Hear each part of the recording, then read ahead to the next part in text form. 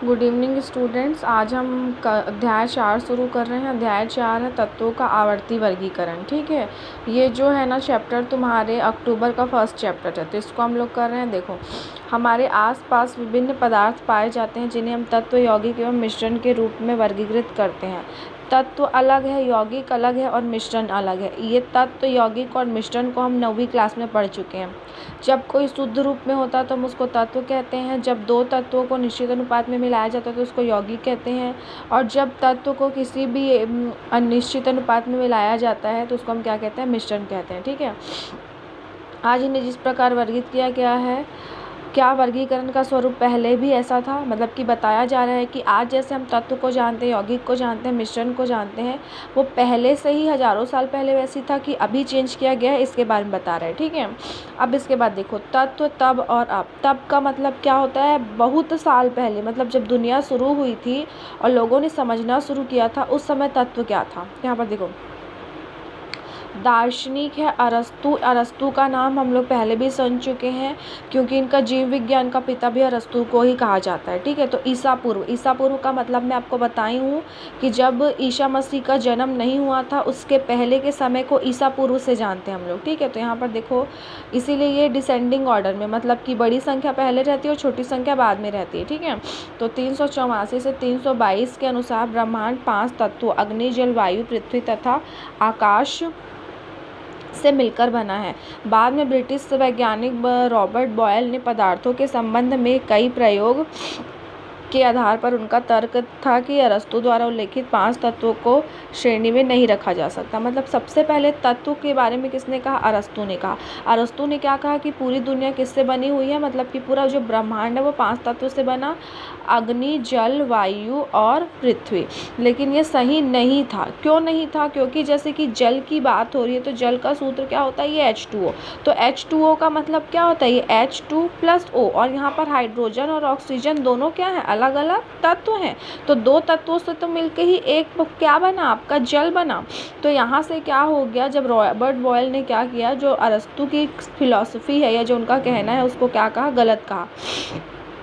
अब यहाँ पर देखो, 18वीं शताब्दी में फ्रांसीसी रसायनक लवाइजिए के अनुसार तत्व वह पदार्थ है जिसे और सरल पदार्थ में विघटित नहीं किया जा सकता। विघटित का मतलब क्या होता है? तोड़ा नहीं जा सकता। उदाहरण के लिए हम जानते हैं कि जल को हाइड्रोजन तथा ऑक्सीजन में विघटित किया जा सकता है, अतः जल तत्व नहीं है। जैसे कि ये देखो, H2O मतलब जल, इसको विघटित की मैंने हाइड्रोजन और ऑक्सीजन में। लेकिन अब फिर से बात होगी ऑक्सीजन की, तो ऑक्सीजन को मैं और किसी पार्ट में या भाग में तोड़ सकती हूँ क्या? विघटित कर सकती हूँ क्या? नहीं कर सकती।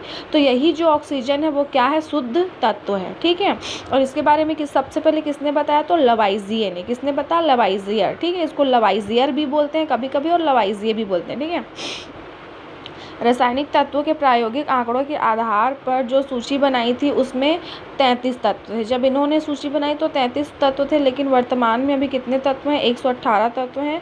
इतने सारे तत्व और उनके गुण धर्म का अलग अलग अध्ययन कर पाना कठिन है। मतलब देखो, अब हमको पता चल गया 118 तत्व है ना, तो अब उनको एक साथ उनके बारे में स्टडी करना कि कौन कैसे दिखता है, क्या करता है, क्या नहीं करता है, तो उसी को मतलब कि कैसे सीक्वेंस में जमाएं, है ना, कैसे हम अच्छे से उसको अरेंज करेंगे, ये सब इस पार्ट में क्या किया गया है? बताया गया है कि तत्वों का आवर्ती वर्गीकरण। इस चैप्टर में यही तत्व जितने भी हैं उनको कैसे हम अरेंज करते हैं, कैसे हम जो पीरियोडिक टेबल है जिसको हम आवर्त सारणी कहते हैं उसको कैसे रखते हैं, इसके बारे में पूरा बताया गया है। ठीक है, जैसे कि आपको पता है स्कूल में बच्चे होते हैं। एक एग्जाम्पल से समझो कि स्कूल में 200-300 बच्चे होते हैं, सारे बच्चे पढ़ने आते हैं, लेकिन उनको किसी भी क्लास में बैठा देते हैं क्या? नहीं बैठाते। हर बच्चे को क्या करते हैं? एक प्रॉपर कक्षा देते हैं कि तुम 6वीं में पढ़ते हो, तुम 6वीं का कोर्स पढ़ोगे, और उसी के हिसाब से 7वीं के बच्चों को 7वीं में पढ़ाते हैं। ऐसे में क्या होता है? बच्चों को पढ़ाना ईजी भी पड़ता है और बच्चे अच्छे से पढ़ भी पाते हैं और इसके हिसाब से हम बच्चों को डिवाइड कर पाते हैं। तो वैसे ही जो तत्व हैं उनको क्या किया गया? एक निश्चित श्रेणी में डिवाइड किया गया। ठीक है, उसके बारे में हमको क्या करना है? पढ़ना है।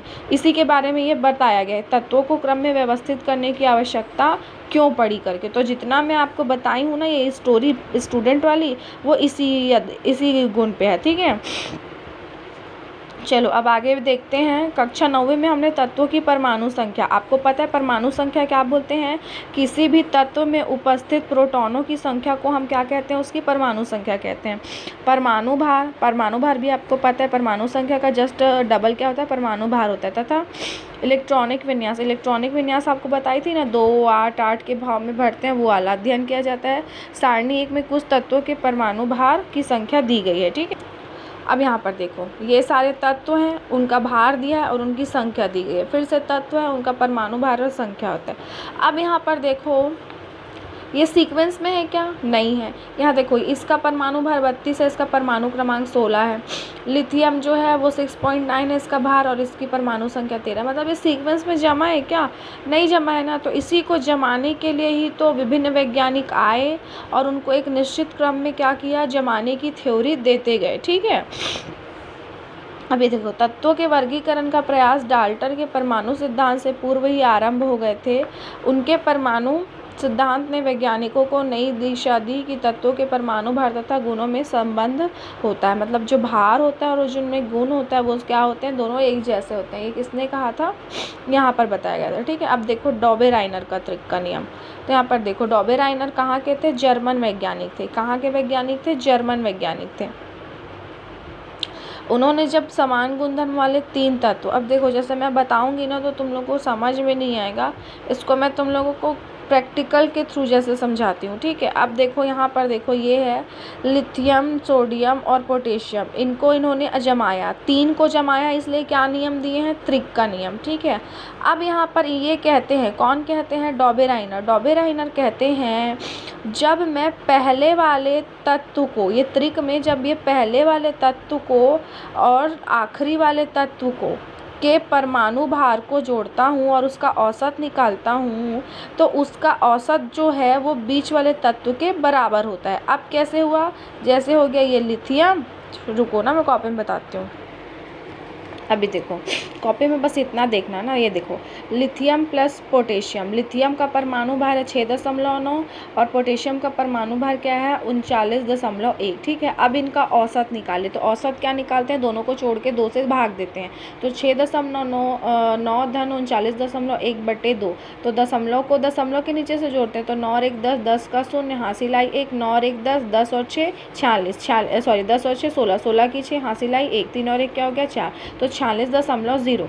अब इसको काटोगे तो 2 दूनी 4 और 2 तिया 6, और ये क्या मिला हमको? 23। और यही जो था वो क्या है आपका? देखो तो सोडियम का क्या है? ये सोडियम का क्या है? आपका परमाणु भार है। तो यही कह रहे हैं कौन? डॉबे-राइनर जो हैं वही कह रहे हैं कि जब हम किसी तत्व को ऐसे क्रम में जमाते हैं तो उसका पहला, जिनके गुण एक समान होते हैं ना, हर किसी तत्व का ऐसा नहीं होता है, जिनके गुण और जिनके गुणधर्म एक जैसे रहते हैं ना, ये समान गुणधर्म वाले 3 तत्व, उनकी बात कर रहे हैं। तो लिथियम और पोटेशियम का जो परमाणु भार है उसका जब हम औसत निकालते हैं तो वो बीच वाले परमाणु भार के क्या होता है? बराबर होता है। ये डॉबे-राइनर ने दिया था। त्रिक का नियम क्यों बोले हैं? क्योंकि 3 ही तत्वों पे लागू होता था, इसलिए इसको क्या बोलते हैं? त्रिक का नियम, ठीक है। तुम लोगों को अच्छे से समझ आ गया होगा मेरे ख्याल से, और नहीं आया है तो बुक को रीड करो अच्छे से, तुमको बहुत अच्छे से समझ आ जाएगा। अब इसी के बाद देखो डॉबे-राइनर के त्रिक का नियम। तो यहाँ पर देखो डॉबे-राइनर ने लिथियम, सोडियम, पोटेशियम को जमाया क्योंकि इनके गुण एक समान थे। फिर यहाँ पर कैल्शियम, सीजियम और बेरियम को जमाया क्योंकि इनके गुणधर्म एक समान थे। फिर क्लोरीन, ब्रोमीन और आयोडीन को जमाया क्योंकि इनके गुणधर्म क्या थे? एक समान थे। लेकिन यहाँ पर सिर्फ कितने तत्व हैं? देखो तो 3 × 3 = 6, 3 × 3 = 9, लेकिन अभी हम लोगों ने पढ़ा कि प्रेजेंट में कितने तत्व हैं? 118 है। तो ये सब पे फॉलो नहीं हो सकता, ठीक है।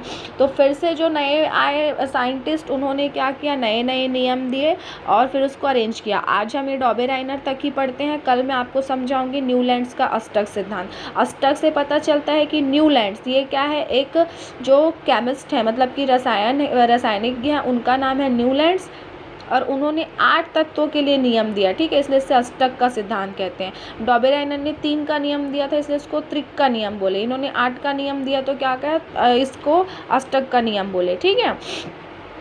अब देखो इसको ना तुम लोग पढ़ने की कोशिश कर सकते हो कि जैसे संगीत में 7 से शुरू होते हैं ना, तो वैसे ही 7 को क्या किए? जमा दिए।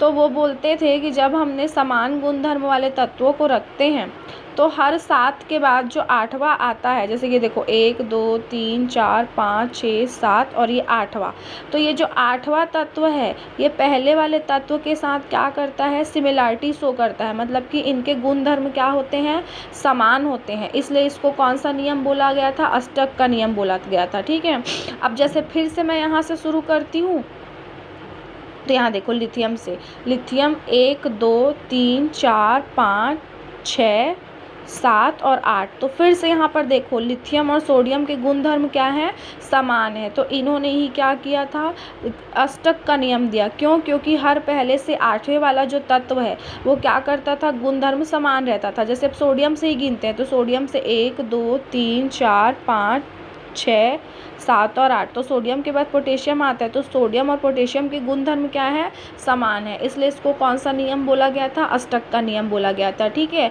और इनकी जो फिलॉसफी थी ना वो इनसे ज़्यादा अच्छी थी, क्योंकि इसमें सिर्फ 3 का ग्रुप बन रहा था, और इसमें कितने का ग्रुप बन रहा था, 8 का ग्रुप बन गया था। ठीक है, और ये देखो हाइड्रोजन से प्रारंभ किया था और थोरियम पे कहाँ किया गया था, समाप्त किया गया था। और ये कहाँ के थे, तो यहाँ पर देखो ब्रिटिश वैज्ञानिक इनका पूरा नाम क्या है, ब्रिटिश वैज्ञानिक जॉन अलेक्जेंडर न्यूलैंड्स ने अष्टक का नियम दिया। अष्टक का नियम क्यों दिया, समझ आया ना, तो इसको तुम लोग याद रखो। ठीक है, तो यहाँ पर देखो, लेकिन इसकी भी लिमिटेशन थी, मतलब सीमाएं थी, क्योंकि फिर से 56 तक के लिए ही लागू मिल रहा था, और कभी कभी तो क्या करते थे, सारे गुण मिलते जुलते भी नहीं थे। ठीक है, जैसे कि ऑक्सीजन और सल्फर के गुण नहीं मिल रहे थे, तो इसलिए क्या किया, इनके नियम की भी मतलब कमियां निकाली गई और फिर से नया नियम दिया गया। ठीक है, चलो इसको कल समझाऊंगी बोल रही थी, आज ही समझ लिए, तो इसको आज आप लोग अच्छे से पढ़ो और फिर मैं आपको आगे का पढ़ाऊँगी। ठीक है, चलो बाय।